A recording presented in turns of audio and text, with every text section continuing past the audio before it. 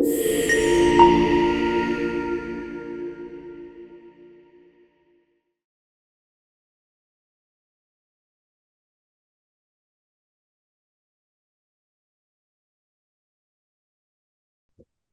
my great pleasure to introduce Yuri Calil to you.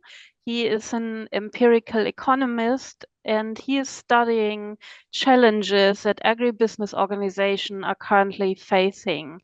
He's an assistant professor at Texas A&M and his work aims to develop tools or policies that help people in this agribusiness organization to overcome these challenges. And despite his research and teaching, he is also a committed extension specialist. And with that, I'm handing over to Yuri because we're all very keen to learn about digital twin models, the respective marketing strategies and implications for decision making.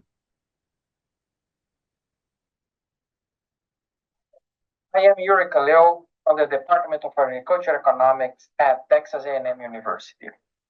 Although I will present, this is a team effort. Please note the co-authors. The errors are on my own. Digital twin models, implications for farm management. To illustrate the digital twin model implications for farm management, let's start with the farmer profit equation. The tilde represents random variables. The random profit corresponds to the random spot prices, PS, times the random yield times the planted acreage, minus the production cost, plus the difference between future prices and the random settlement prices, times the amount of commodities sold by futures contracts. The previous equation shows prices and yields as random. So, to determine maximize the profit, we need to deal with such uncertainty. The digital twin model helps mitigate these risks. Let's start to look at yield, then we'll move to prices.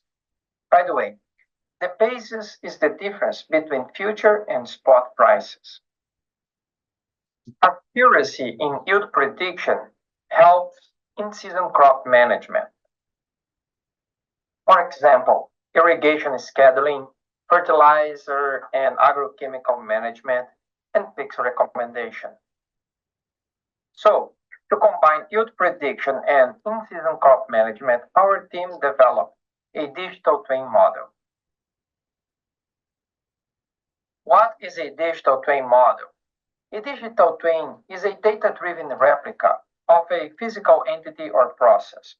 There are two main reasons for using such models. They enhance our ability to perform predictive and prescriptive tasks. In our case, we fly drones to collect canopy cover, canopy height, and canopy volume, also excess of greenness and NDVI. Then, the historical data and growth patterns allow us to forecast yield and prescribe in-season management. This picture illustrates the process. In green, we have actual data that help us to predict cotton growth. In blue, as a result, we can prescribe in-season actions to improve yield. In our digital twin model, to do predictive and prescriptive analytics, we need big data. Our primary data comes from flying drones weekly and collecting crop futures. Here are the farm sites where the data is collected. In 2023, for instance, we did 20 flights over 3,718 grids. For each one of the grids, we have 5 years of data. Once we collect the data, the next step is cleaning and interpolating the data. By interpolating the data, instead of weekly, we have daily values. For example, the canopy high has a logistic shape that allows us to predict the behavior shown in the picture. So, for each grid and every future, we have a growth pattern. So, we cluster grids with similar growth patterns. As a result, we have a model library. We use the model library with diverse crop growth patterns to forecast crop yield. We evaluate the best fit model according to the root mean square deviation. To illustrate, in the short version here, in 2020, Model 2 was the best model to forecast growth. Once we picked Model 2, for example, we would forecast as the picture shows. Note the blue line is a hybrid model because it combines real data from the drones and the predicted behavior according to the model library. As the number of flights increases, we have more real data, so the digital twin model has more accuracy. Note how the root mean square error in red decreases over time, as shown in the upcoming slides. Dropped to 3.71 and now to 3.59. This slide visually shows the prediction accuracy for the canopy cover case. We have the actual values in the top row, and in the bottom row, we have the forecasted values. They are pretty much the same. Forecasted and real-time crop futures work as input for regression models. Regression models capture plant growth behavior according to the agronomic literature.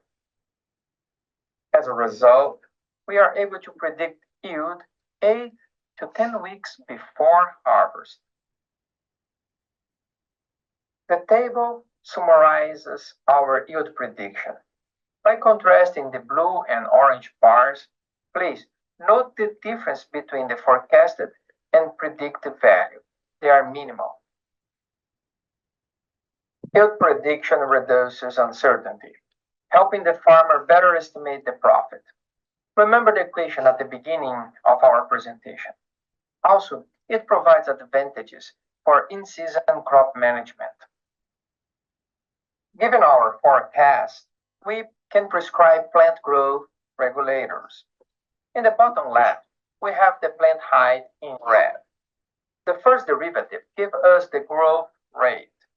Every time that the growth rate exceeds 1.5, it indicates that the plant is growing too fast and needs a growth regulator. So, the table in the middle shows how much growth regulator each grid will need, considering the days after planting. It would not be advised to touch the red areas. Here, we take advantage of the relationship between excess greenness and maturity. Sometime between 0.2, the crop is 60% mature. So, looking at the maps like the ones presented in this slide, we can prescribe when to defoliate. Here is a defoliation example for 2021.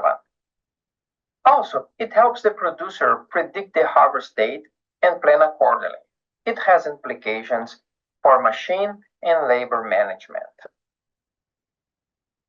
Another possible application is related to irrigation management.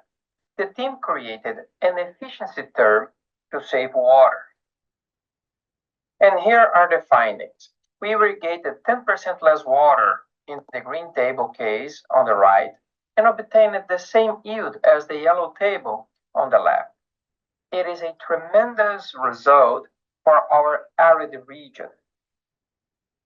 It is an ongoing research. Now we are aiming to combine digital twins with financial strategies. We are not there yet, but we have some preliminary results to show.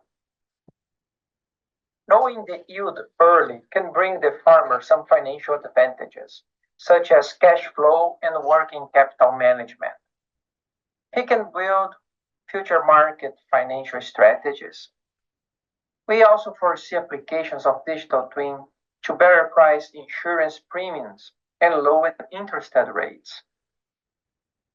Returning to our profit equation, here I show some strategies for the farmer given the basis and future prices behavior. Let's take the case where the basis is strength and the future prices are up, the second quadrant.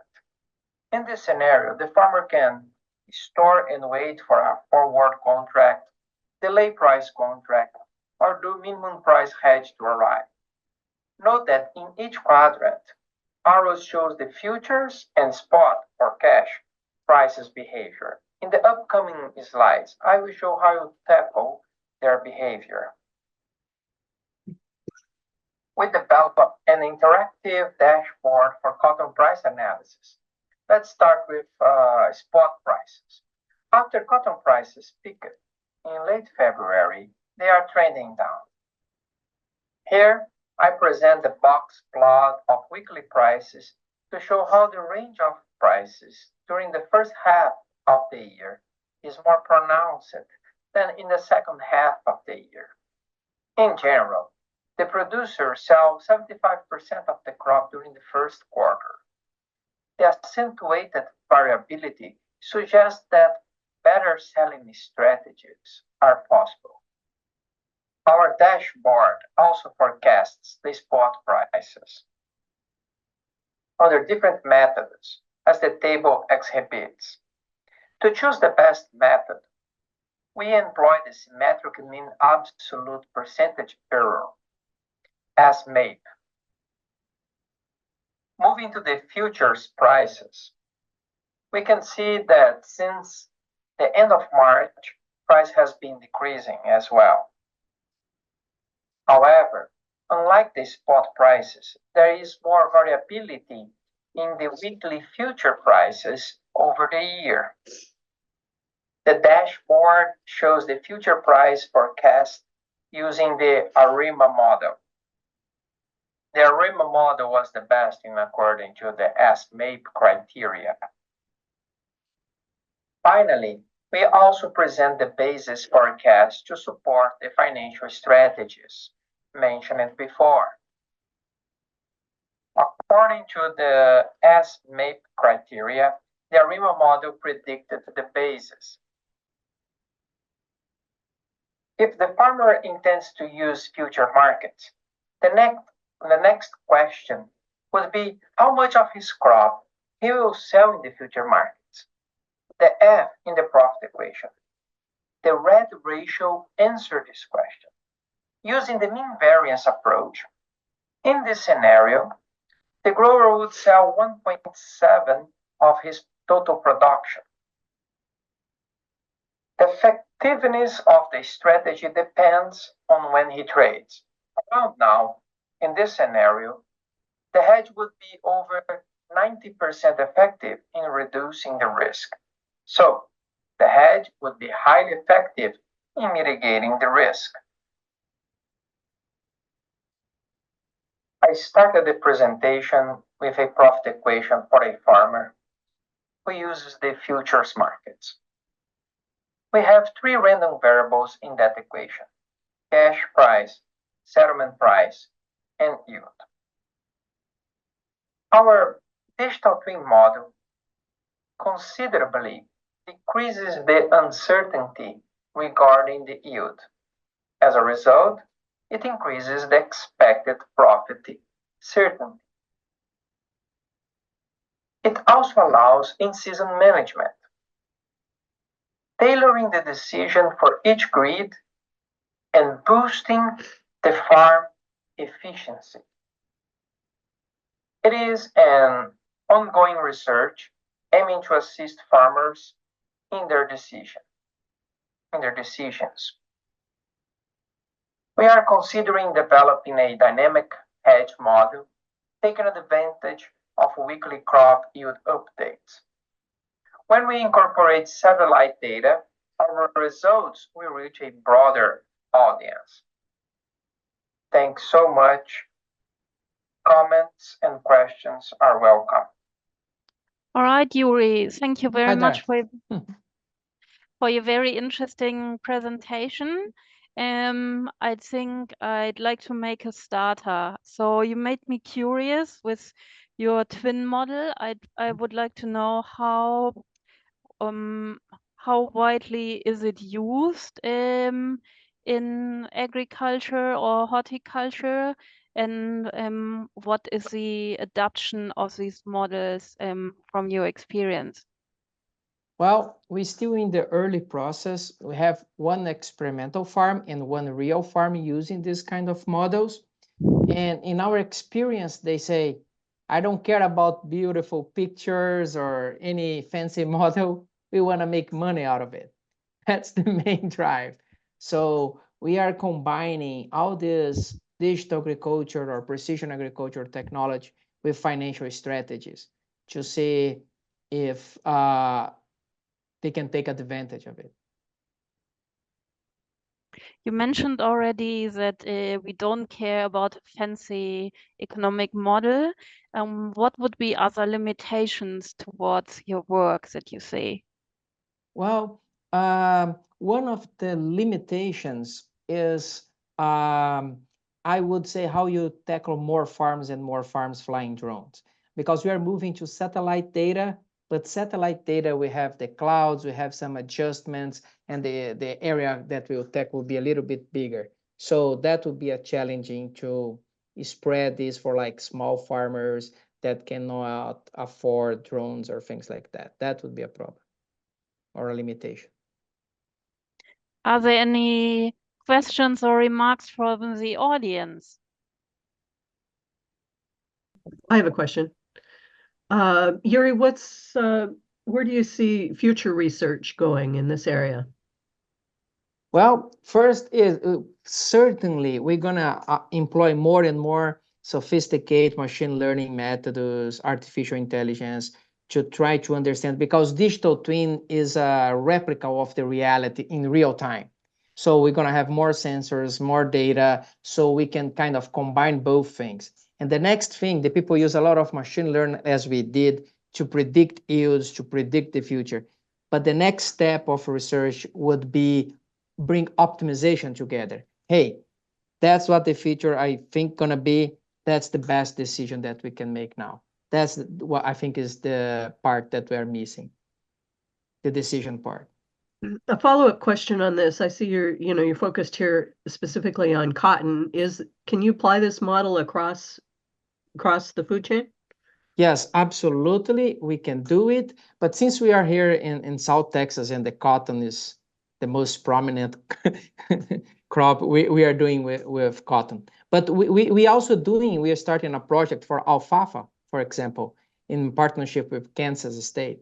So we're gonna fly drones and also collect alfalfa grass as well. Thank you. And what about, I mean, I can see that working for cereals. What about crops that a little bit more variable? As a horticulturist, I'm thinking, of course, immediately about my fruit trees, and so from some crops are having a phenomenon called as biennial bearing, where yield is highly variable. How do you see it functioning for that? If we are talking about like greenhouse, that's why I missed Spain. I would like to learn more about it. But I think in that case, we can have better sensors than like a flying drone. And absolutely, the technology can be employed and bring a lot of in-season management solutions for the farmers. Absolutely, we can do it. Yeah, that would be great. A little bit more challenge, but great. Thank you for your very interesting presentation. I really appreciate you. I can say for myself, I learned something new.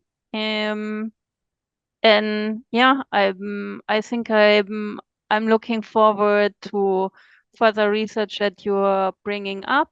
Um, and I'm looking forward to hear how this will then play out in decision making, hopefully next year in Brazil. Sounds good. Thank you, Yuri. Appreciate it. So thank you so much for your time.